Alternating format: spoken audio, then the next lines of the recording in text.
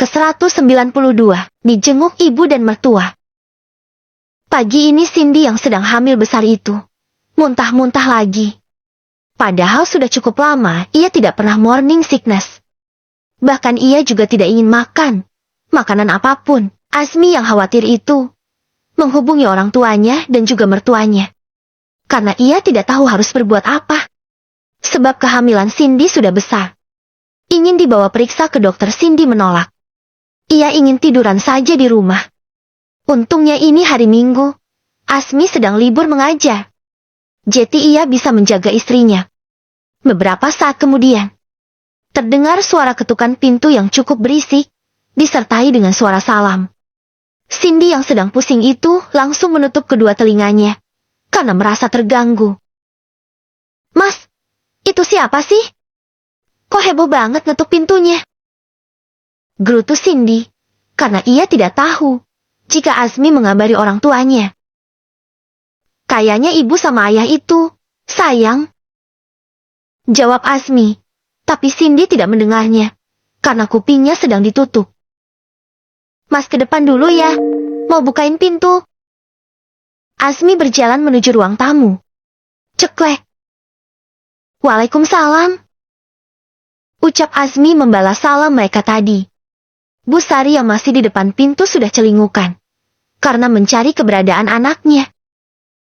"Cindinya mana Azmi?" tanya Bu Sari. Azmi menyalami kedua orang itu lebih dulu, baru ia menjawab pertanyaan Bu Sari. "Cindinya ada di kamar, Bu. Sekarang ibu boleh masuk ya?" Belum juga dijawab Bu Sari, langsung menerobos masuk. Mungkin ia sangat khawatir pada Cindy. Azmi pun mengajak ibunya masuk. "Ayah gak ikutan, Bu?" tanya Azmi, karena yang ada hanya dua orang itu saja. "Ayahmu gak ikut, Nak, karena lagi sibuk di toko. Ibu sama Bu Sari tadi naik taksi online," jawab Bu Hasna. "Oh, ya udah, aku buatin minum dulu ya, Bu." Bu Hasna menahan tangan Azmi. "Nggak usah, Nak. Nanti ibu bisa buat sendiri kok. Emangnya ibu nggak haus?" "Enggak. Kita lihat istrimu sekarang ya." Ibu khawatir banget sama Cindy. Saat Azmi masih di ruang tamu dengan sang ibu, di kamar sudah terdengar suara berisik. Suara siapa lagi kalau bukan suara Bu Sari yang sangat cerewet. "Cin, kamu kenapa sih? Kita periksa ke dokter aja ya," ucap Bu Sari, cukup kencang. "Gak mau, Bu. Aku pusing. Ibu kenapa pakai kesini segala sih? Aku gak apa-apa kok," sahut Cindy, yang juga dengan nada tinggi. Dua orang itu jika bertemu, saat mengobrol memang seperti menggunakan toa. Dan tidak pernah akur seperti biasanya. "Ibu khawatir sama kamu. Tadi Azmi yang ngabarin ibu. Katanya kamu muntah-muntah dari pagi." Cindy menghembuskan nafas kasar. "Dasar Mas Azmi mulut ember. Kalau ibu kesini, yang ada aku makin pusing dengar ocehannya," umpat Cindy dalam hati. Ia berniat akan memarahi Azmi setelah ini. Mas Azmi!" teriak Cindy. "Iya sayang," sahut Azmi, sambil masuk ke kamar. Cindy yang tadi sudah memasang wajah marah, seketika langsung tersenyum manis, karena melihat mertuanya yang ada di samping Azmi. Padahal tadi niatnya ingin menyemprot suaminya. Tapi kalau sudah begini nyali Cindy langsung ciut. Coba aja berani marahin suami di depan mertua. Yang ada bakalan dipecat jadi mantu. Ada ibu juga," sapa Cindy sambil meringis. "Iya, Nak. Ibu khawatir sama keadaan kamu. Kata Azmi kamu mual-mual lagi ya," ucap Bu Hasna sambil duduk di samping Cindy. "Iya, Bu. Tapi aku gak apa-apa kok. Mungkin cuma kecapean aja. Makanya kamu jangan capek-capek, Nak. Banyakin istirahat. Kalau gak bisa ngerjain pekerjaan rumah, suruh Azmi aja yang ngerjain. Kamu juga Azmi, jadi suami yang pengertian. Bantuin istri yang ngurusin rumah. Kasian sudah hamil besar begini. Timpal Bu Hasna. Cindy tertawa dalam hati, melihat suaminya diomelin. Sementara Azmi hanya garuk-garuk kepala. Padahal selama ini, ia yang lebih banyak mengerjakan pekerjaan rumah. Bu Hasna, Azmi ini selalu bantuin Cindy kok. Dia suami yang baik. Paling Cindy ini kecapean, gara-gara gak bisa diam. Paling dia habis main sama teman-temannya. Insting seorang ibu memang selalu benar.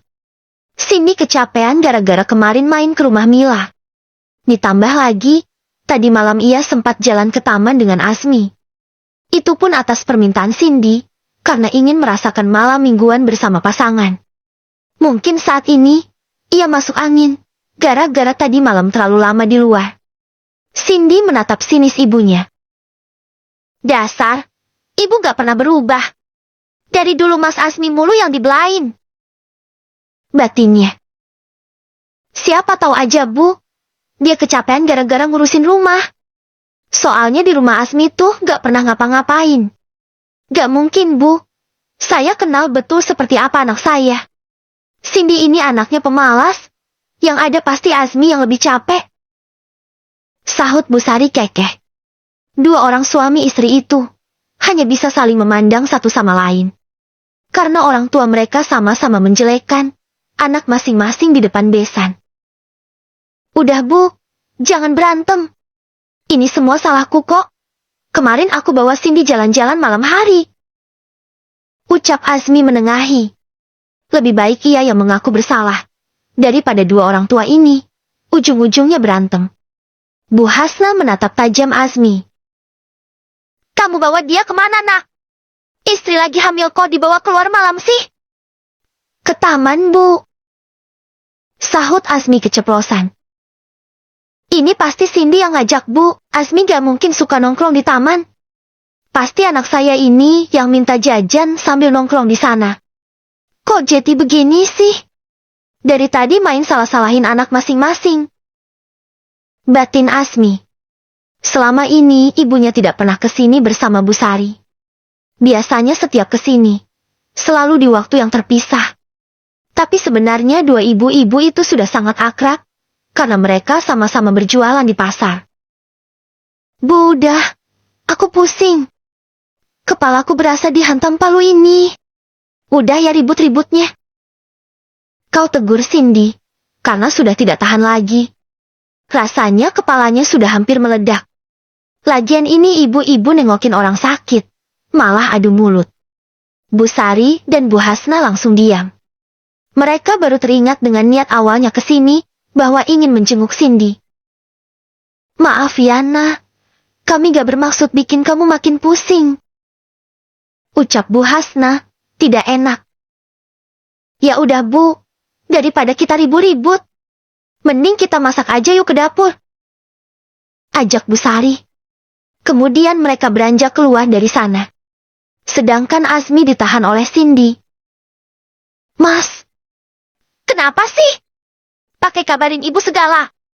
Aku kan sudah bilang, kalau aku gak apa-apa. Omel Cindy, sambil memicingkan mata.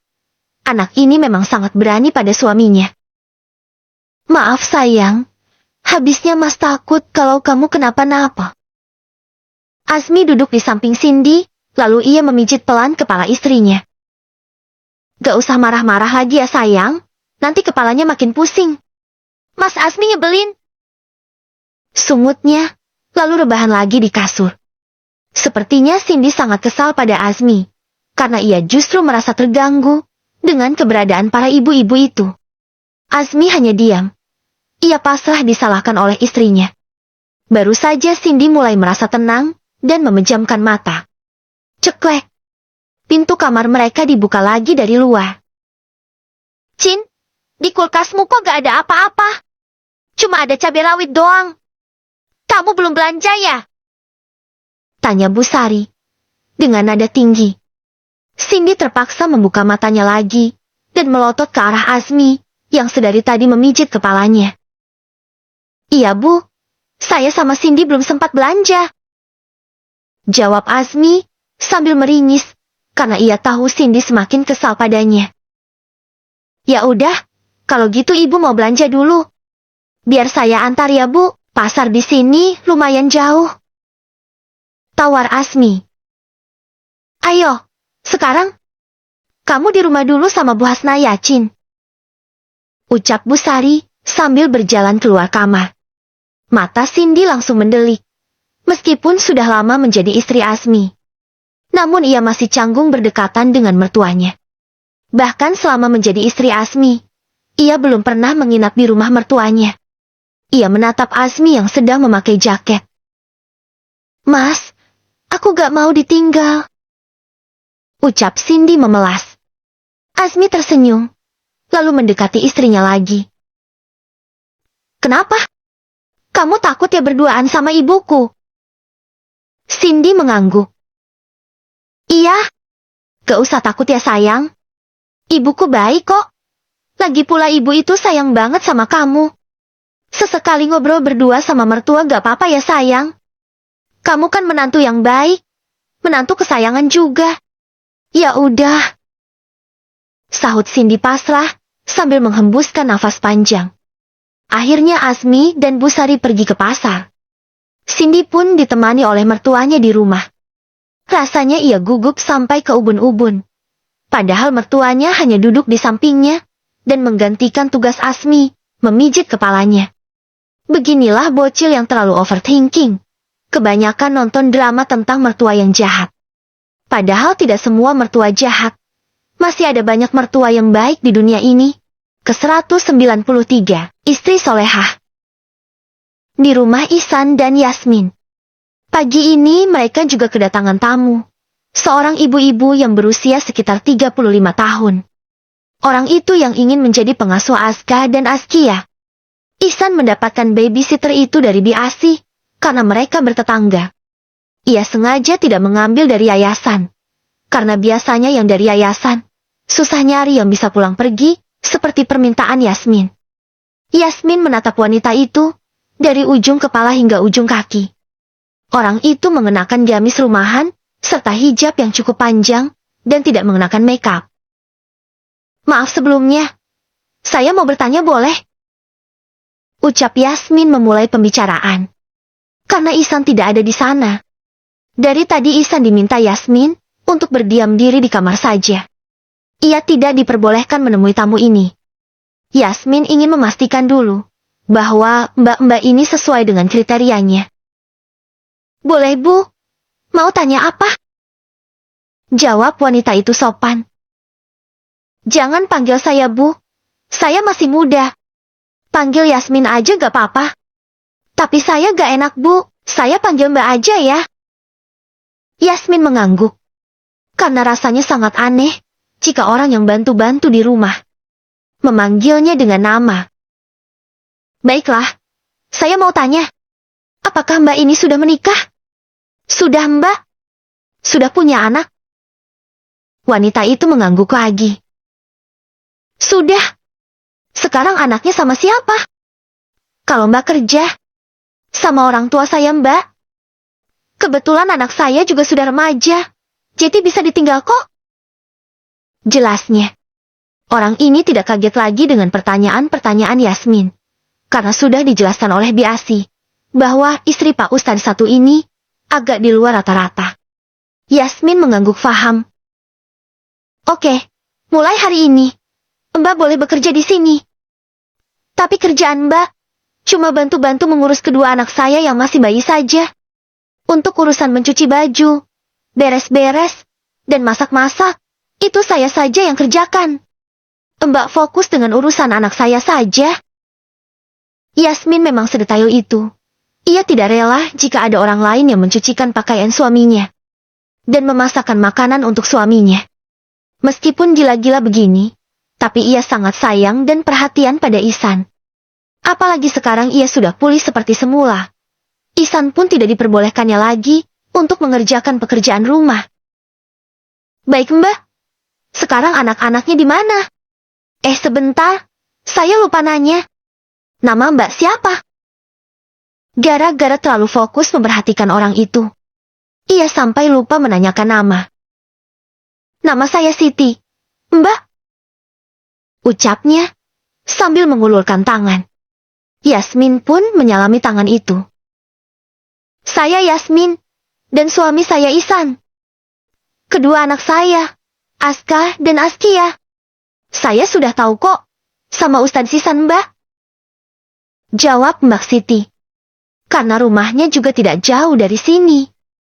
Hanya beda RT saja. Baguslah kalau begitu. Sekarang ayo kita ke kamar anak-anak saya. Tanpa ragu-ragu Yasmin langsung menggandeng tangan Mbak Siti. Sesampainya di depan kamar anaknya, ia meminta Ihsan keluar lebih dulu. Baru mereka masuk ke dalam kamar itu. Ihsan hanya menurut, karena ia juga selalu menjaga pandangan terhadap perempuan. Jadi ia juga tidak mau berada di satu ruangan kecil bersama perempuan lain. Nah, ini dia anak-anak saya Mbak. Mbak cukup menjaga mereka saja. Baik Mbak. Karena Aska dan Askia sudah bangun dari tadi, dan sudah mandi juga. Jadi Mbak Siti hanya mengajak mereka main saja. Yasmin pun meninggalkan mereka bertiga. Ceklek. Ia membuka pintu kamarnya. Ihsan sedang duduk di tepi ranjang dan menatap ke arahnya penuh tanda tanya. Gimana sayang? Kamu terima gak mbaknya kerja di sini? Tanya Ihsan. Yasmin ikut duduk di samping suaminya. Aku terima bang. Tapi buat jagain anak-anak aja. Untuk urusan yang lain biar aku yang kerjakan. Ihsan menautkan alisnya. Kok gitu sayang? Emangnya kenapa? Aku gak mau aja. Kalau ada orang lain yang nyuciin pakaiannya abang. Yang masakin makanan buat abang. Pokoknya semua urusan itu. Biar aku yang kerjakan. Abang juga gak usah lagi ngerjain kerjaan rumah ya. Masya Allah. Istri solehah. Tapi seharusnya itu bukan kewajiban kamu sayang. Semua itu adalah kewajiban abang sebagai suami.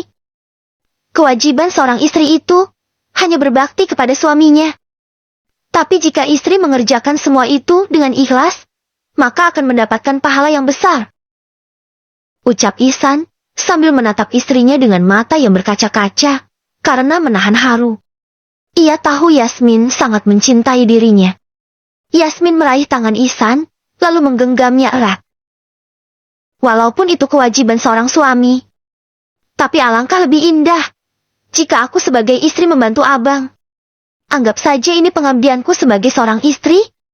Ini juga sebagai bentuk cinta dan kasih sayangku kepada abang. Kini air mata Ihsan benar-benar jatuh.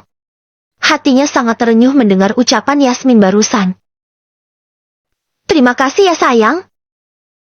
Ucapnya sambil mengecup kening istrinya. Kewajiban mencuci, memasak, dan membereskan rumah. Itu adalah kewajiban seorang suami. Bukan kewajiban seorang istri. Kewajiban seorang istri adalah berbakti terhadap suaminya. Jadi bersyukurlah wahai para suami, jika istrimu mau membantumu mengerjakan semua itu. Dan akan sangat indah, jika seorang istri mau mengerjakan semua, sebagai bentuk bakti dan pengabdian kepada suami. Karena para suami juga sudah lelah mencari nafkah di luar. Oh iya, nanti siang abang minta dimasakin apa? Tanya Yasmin setelahnya. Apa ya? Terserah kamu aja deh sayang. Ya udah, nanti aku lihat-lihat bahan yang ada dulu deh. Baru mikir mau masak apa. Sekarang anak-anak sudah ada yang jagain. Beres-beres rumah juga gak kamu bolehin. Terus abang harus ngapain? Tanya Ihsan, karena ia tidak biasa hanya berdiam saja seperti ini. Biasanya kegiatannya sangat padat. Bahkan jarang memiliki waktu untuk beristirahat. Abang istirahat aja, kan Simba kalau malam pulang. Biasanya kan abang tiap malam begadang jagain si kembar. Jadi mumpung gak ada kerjaan, abang tidur aja. Tapi sayang, udah gak usah protes. Aku tahu kok abang itu capek, kurang istirahat, kurang tidur juga. Jadi lebih baik abang istirahat ya, biar gak sakit. Ucap Yasmin sedikit memaksa. Karena ia dapat melihat wajah Ihsan yang begitu lelah. Ya udah. Ihsan hanya pasrah dan merebahkan tubuhnya di kasur. Karena sebenarnya ia memang mengantuk. Yasmin pun mengecek anak-anaknya lebih dulu, karena mereka anteng. Akhirnya ia menuju dapur, dan ingin memasak untuk makan siang nanti. Karena sudah lama tidak memasakkan makanan spesial untuk Ihsan. Hari ini, ia memutuskan untuk memasak soto Banjar. Meskipun masakan itu ribet, tapi ia memiliki banyak waktu untuk mengerjakan semuanya. Azmi dan Bu Sari sudah kembali dari pasar. Mereka berbelanja banyak bahan masakan, karena Bu Sari dan Bu Hasna ingin memasak rendang daging sapi, serta sambal goreng kentang. Mumpung lagi ngumpul di sini, dua ibu-ibu itu sekalian aja ingin masak agak banyakan, sekalian untuk dibagikan pada tetangga. Azmi berjalan menuju kamarnya. Ia tersenyum saat mendapati sang ibu sedang mengelus lembut kepala istrinya, dan Cindy pun terlihat memejamkan mata. "Istrimu lagi tidur, jangan berisik ya," ucap Bu Hasna sambil berbisik. Kemudian keluar dari kamar itu. Azmi melepaskan jaket yang dikenakannya, lalu menggantungnya di balik pintu kamar. Mas Azmi, ibu sudah keluar." Terdengar suara Cindy memanggilnya pelan. Azmi yang menghadap ke arah pintu itu pun langsung berbalik. Azmi mengerutkan dahinya, karena mata Cindy terlihat segar. Tidak seperti orang baru bangun tidur. "Kamu gak tidur sayang?" Cindy langsung panik, ia meletakkan jarinya di bibir, memberi kode pada Azmi agar tidak berisik. Azmi pun duduk di samping istrinya. "Kamu kok gak kayak orang baru bangun tidur?" Cindy nyengir, hingga menampakkan semua giginya. "Aku pura-pura tidur, Mas. Habisnya aku takut kalau diajak ngobrol sama ibu." Tadi Cindy dan mertuanya belum sempat mengobrol, karena Cindy langsung pura-pura tidur saat kepalanya dielus. Menurut Cindy, tidur adalah jalan ninja satu-satunya untuk menghindari mertua. Azmi tepuk jidat. Bisa-bisanya istrinya seperti ini. "Astagfirullahalazim sayang, kamu bohongin ibu." "Maaf Mas, habisnya aku belum siap buat berhadapan sama mertua." Dasar istriku ini, udah mau punya anak juga masih aja takut sama mertua. Azmi mencubit kencang pipi Cindy karena gemas. "Au!" Pekik Cindy karena pipinya terasa sakit. Ceklek. Lagi-lagi pintu kamar dibuka dari luar, karena teriakan Cindy tadi terdengar hingga ke dapur. "Aduh, mati aku. Bisa ketahuan kalau tadi cuma pura-pura tidur." Batin Cindy, ia pun pura-pura mengerjap, agar terlihat seperti baru bangun. "Kamu bukannya tadi lagi tidur, Cin?" tanya Bu Hasna dari depan pintu. Cindy menatap ke arah Azmi. Mana bisa ia terima jika nama baiknya akan rusak di depan mertua. "Iya Bu, tapi tadi pas enak-enaknya tidur, pipiku tiba-tiba sakit banget. Ternyata dicubit sama Mas Azmi." Seketika Azmi langsung mendelik. "Ya Tuhan, inikah yang namanya tumbal proyek?" batinnya. Bu Hasna masuk sambil membawa sutil besi di tangannya. "Dasar kamu ini! Tadi kan ibu sudah bilang jangan ganggu Cindy. Istrinya lagi sakit kok digangguin mulu. Mau ibu getok pakai sutil kepalamu?" Omelnya sambil mengancam Azmi dengan sutil. "Ampun Bu," ucap Azmi meringis. Lagi-lagi ia yang jadi korban, padahal Cindy yang salah. Untung Azmi sayang pada istrinya, sehingga ia rela dijadikan korban amukan emak-emak. Setelah Bu Hasna keluar dari kamar, Cindy melet-melet ke arah suaminya. Bisa-bisanya ia bahagia di atas penderitaan Azmi. "Dasar kamu ini ya, suami yang dijadiin tumbal. Biarin, salah Mas sendiri. Nyubit pipiku kenceng banget." Azmi yang sudah gemas itu pun ikut terbahan dan memeluk Cindy dengan tangan dan kakinya. Ia tidak peduli Cindy memberontak. Habisnya ini anak sudah beberapa kali membuatnya dimarahi. Ke-194, menjelang pernikahan.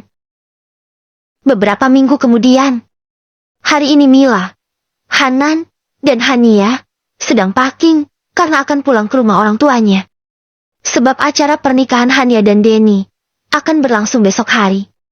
Hania sengaja pulang di waktu yang sudah mepet, sebab ia masih belum yakin dengan pernikahan ini.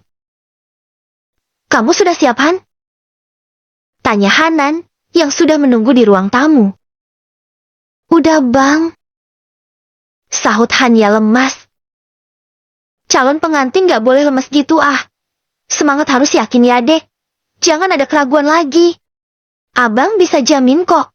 Pak Denny itu laki-laki yang baik. Dia tidak akan mengecewakan kamu," ucap Hanan sambil mengelus punggung adiknya. "Iya, Han. Semangat ya," timpa Mila. Hania hanya mengangguk, sebab tidak bisa lagi untuk berkata-kata. "Karena semuanya udah siap, taksi online-nya juga sudah nungguin. Jadi kita berangkat sekarang ya." Hanan menggandeng tangan Mila keluar rumah. Tadi sebelumnya ia juga memastikan semua kran air sudah mati, lampu, dan kompor, pintu, serta jendela-jendela juga sudah dikunci. Karena mereka akan meninggalkan rumah ini selama beberapa hari. Beberapa saat kemudian, mereka sudah tiba di rumah orang tuanya. Kali ini, Mila masih canggung menginap di rumah mertuanya. Tapi ia tidak terlalu takut lagi jika diminta untuk memasak. Sebab mertuanya tahu bahwa Mila sedang hamil muda dan suka pusing mencium bau masakan. Mila dan Cindy sama-sama takut dengan mertua. Berbeda dengan Yasmin yang menganggap mertua seperti teman. Karena Mila dan Cindy sedikit lebih pintar dibandingkan Yasmin yang otaknya cuma seperempat. WKWK. Orang-orang itu berjalan menuju kamar mereka masing-masing, karena hari juga sudah malam. Ceklek. Hanan membukakan pintu, lalu mempersilahkan Mila masuk lebih dulu. Mila memicingkan mata saat melihat buku-buku Hanan yang tersusun di rak, yang ada di kamar itu. Ia jadi teringat dulu buku-buku itulah yang menjadi selingkuhan Hanan. Bahkan mereka seperti istri pertama Hanan. "Sayang, kamu pasti capek kan? Kita istirahat sekarang yuk," ajak Hanan setelah meletakkan kopernya. Ia pun menarik Mila menuju tempat tidur. "Abang mau istirahat juga?" tanya Mila. "Iya sayang. Gak mau baca buku?" Pertanyaan Mila kali ini setengah menyindir, karena ia kesal jika teringat momen-momen itu. Hanan menggeleng cepat. "Enggak dong sayang, kan ada kamu.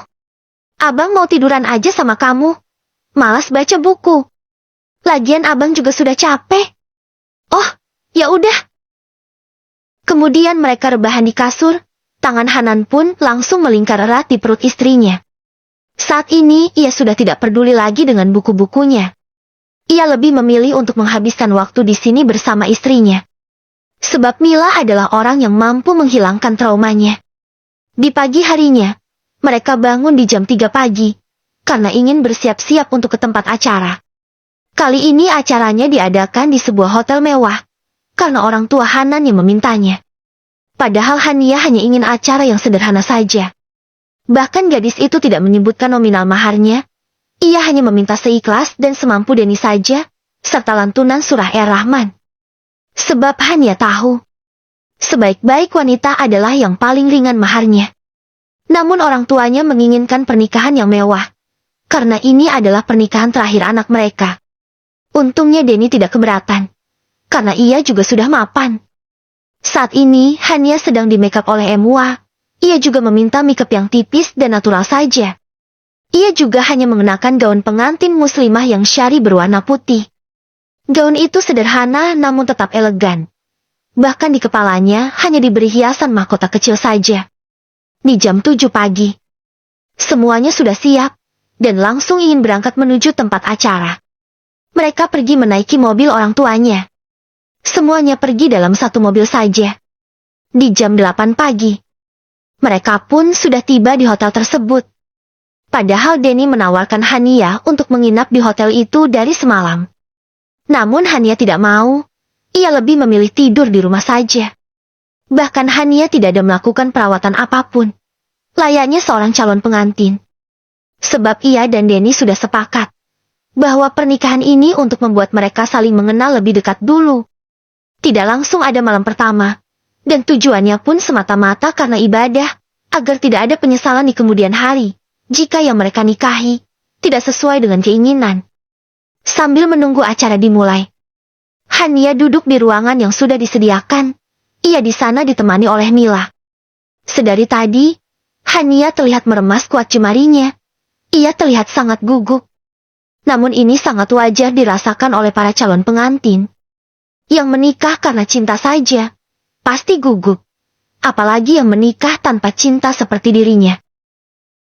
Han, kamu kenapa? Kok aku perhatikan seperti gelisah gitu?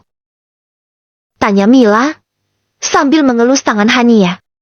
Ia dapat merasakan tangan adik iparnya itu sangat dingin. Aku cuma gugup aja, Mil. Pernikahan ini bukan hal yang main-main.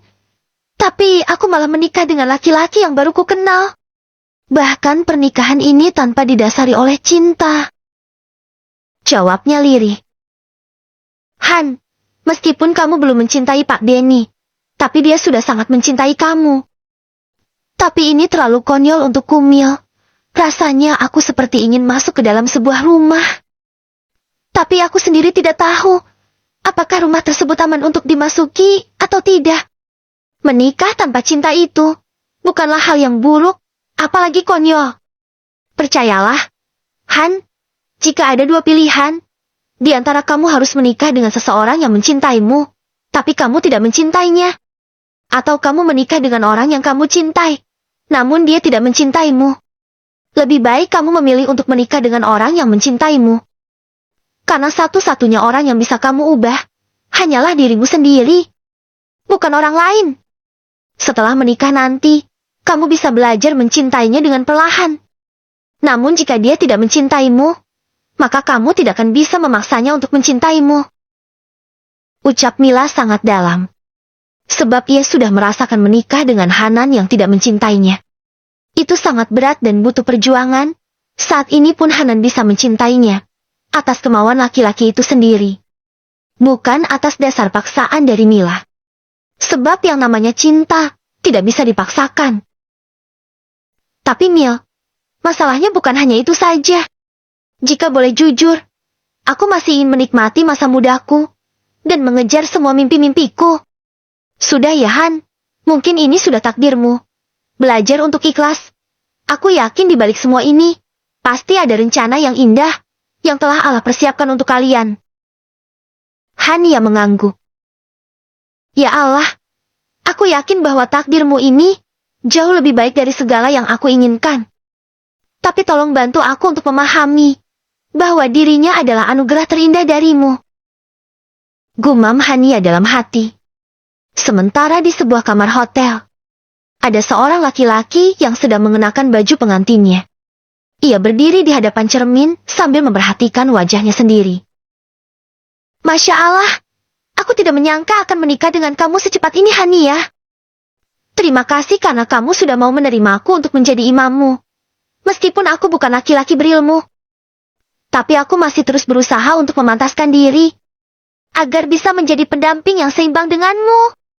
Meskipun kamu belum mencintaiku, tapi aku ingin kita berkomitmen bahwa pernikahan ini akan kita bawa sampai ke jannahnya nanti. Gumam Denny sambil tersenyum. Plak! Tiba-tiba ada yang menepuk bahu Denny dari belakang. Bang, udah siap gak? Tanya orang itu. Denny menoleh ke belakang. Sudah, Rif? Jawabnya masih sambil tersenyum, karena hatinya sangat bahagia. Ya sudah, sekarang kita keluar ya. Orang-orang sudah mulai berdatangan, dan akadnya sebentar lagi akan dimulai. Tapi aku masih grogi, Rif. Aku takut salah menyebutkan akadnya. Meskipun bahagia, namun Denny juga tidak kalah gugup dari Hania. Perasaan dari kemarin udah dihafalin deh. Masa masih bisa salah sih, Bang?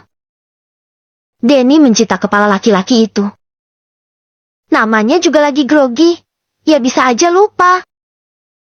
Sahutnya gemas. Nanti kalau lupa aku bisikin deh, Bang. Timpalnya lagi. Ya kali bisa dibisikin. Kamu aja duduknya di kursi tamu. Sedangkan aku di hadapan penghulu. Iya juga ya. Gumam Rifki sambil terkekeh. Ya udah, sekarang kita keluar. Tapi kamu temenin aku ya. Takut kena serangan jantung. Soalnya dari tadi jantungku berdetak kencang banget. Takut keluar dari tempatnya. Bisik Denny sedikit konyol. Rifki geleng-geleng kepala. Dasar calon pengantin. Omongannya malah ngelantur mulu. Cibirnya. Setelah itu, mereka benar-benar keluar menuju tempat acara. Denny melangkah dengan kaki gemetar. Walaupun sudah dewasa dan cukup umur untuk menikah. Namun karena pernikahan itu adalah hal yang sangat sakral, membuatnya tetap gugup setengah mati. Laki-laki yang saat ini bersama Denny adalah adiknya satu-satunya. Laki-laki itu bernama Rifki dan berusia 23 tahun. Rifki juga masih belum menikah. Ia baru saja lulus kuliah dan bekerja di sebuah perusahaan sebagai staf biasa. Saat ini Rifki lah yang mendampingi abangnya. Denny juga masih memiliki orang tua. Namun yang masih ada hanya ibunya saja. Saat ini sang ibu sedang di make up oleh MUA. Ke-195. Sah, pacar halal. Mobil keluarga Pak Kiai juga sudah tiba di parkiran hotel. Mereka semua ingin menyaksikan akad Pak Denny dan Hania, makanya berangkat pagi-pagi. Padahal dari pondok ke sini juga memakan waktu 1 jam. Karena tempat acara ini berada di tengah kota. Ayo Baang. Desak Yasmin sambil berjalan masuk. Ia terlihat sangat buru-buru padahal sedang menggendong si Aska. Ihsan pun juga sama ia menggendong Askia. Sabar sayang. Gak usah buru-buru gitu ah. Sahut Ihsan. Ia pun tetap berjalan dengan santainya. Gak bisa bang, nanti kita ketinggalan akadnya. Aku pingin lihat. Ihsan menghembuskan nafas kasar. Kenapa sih? Kamu gak sabar pingin lihat Pak Denny pakai baju pengantin ya? Tuduh Ihsan, karena Yasmin dari tadi sangat heboh sekali. Yasmin menghentikan langkahnya, lalu menatap sini suaminya. Abang, kalau mau cemburu harus tahu waktu. Bisiknya di telinga Ihsan. Siapa juga yang cemburu? Kamu itu loh terlalu heboh. Lagi gendong anak juga. Kilah Ihsan, padahal jika boleh jujur ia memang cemburu. Karena Yasmin tidak sabar ingin menyaksikan pernikahan Denny. Bagaimanapun juga Denny pernah memiliki cerita bersama istrinya. Jangan-jangan abang cemburu karena Ustazah Hania mau nikah ya? Tuduh Yasmin lagi.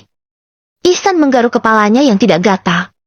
Niatnya ke sini untuk menghadiri acara pernikahan, tapi belum apa-apa sudah cekcok seperti ini, berasa hadir ke acara nikahan mantan, sambil bawa pasangan. Kamu ini ngomong apaan sih sayang? Kita itu ke sini menghadiri undangan. Gak usah mikir aneh-aneh. Entar pulang-pulang malah berantem lagi. Orang abang yang mulai. Sumut Yasmin, lalu mereka lanjut berjalan masuk, menuju tempat acara. Kini wajah suami istri itu sama-sama sudah ditekuk. Karena mood mereka sama-sama sudah hancur. Gara-gara perkara cemburu. Azmi dan Cindy juga baru tiba di parkiran. Mereka berangkat menaiki mobil orang tua Cindy. Karena Cindy sudah tinggal kembali di rumah orang tuanya. Tentunya Bu Sari dan Pak Fadli juga ikut ke sini. Pelan-pelan jalannya sayang. Ucap Azmi sambil menggandeng istrinya. Saat ini perut Cindy sudah sangat besar. HPL-nya pun sudah mulai dekat. Iya mas. Cindy pun juga memegang erat tangan Azmi. Dua orang itu terlihat sangat akur. Sebab akhir-akhir ini mereka jarang bertemu.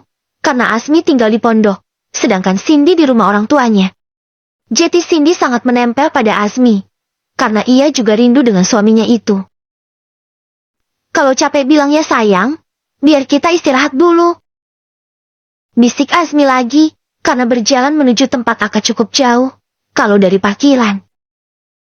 Enggak kok mas, kalau digandeng sama mas Azmi mah, aku gak capek kok. Seketika Azmi langsung senyum-senyum, karena digombali istrinya. Beberapa saat kemudian, mereka semua sudah tiba di tempat akad.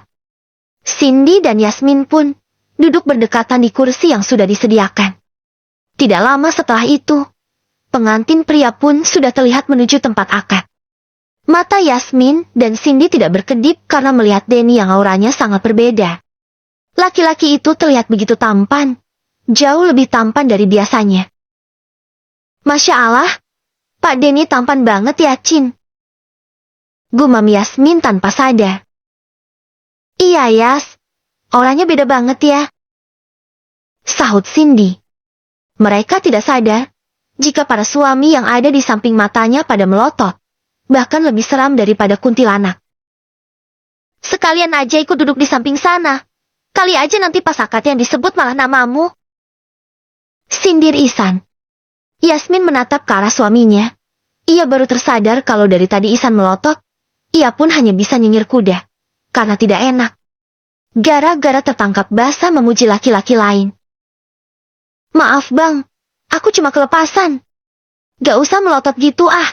Entar matanya keluar bisa pada lari orang-orang. Bodoh amat. Ketus Ihsan. Sementara Cindy yang sadar suaminya marah, ia langsung meraih tangan Asmi dan menciumnya. Maaf ya mas, aku gak bermaksud apa-apa kok. Di mataku tetap Mas Asmi laki-laki yang paling tampan. Bisiknya. Asmi yang tadinya marah, langsung mencair karena istrinya pintar meluluhkan hatinya. Tidak seperti Yasmin, yang jawabannya malah membuat Ihsan semakin gondok.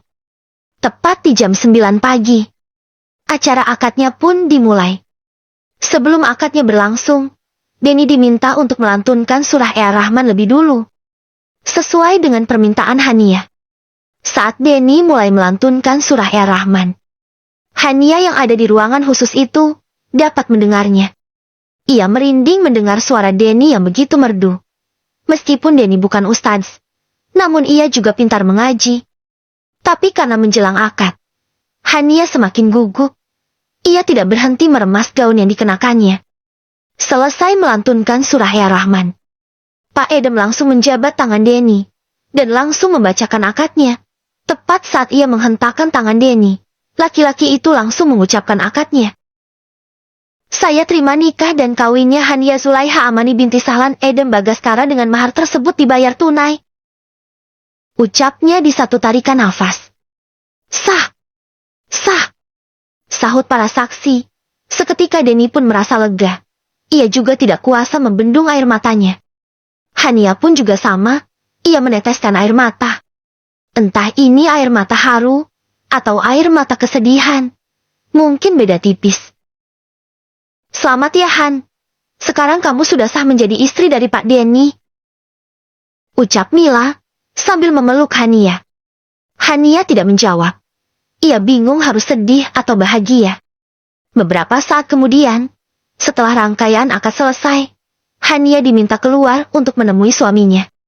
Ia dijemput oleh sang ibu. Mereka pun berjalan menuju tempat akad.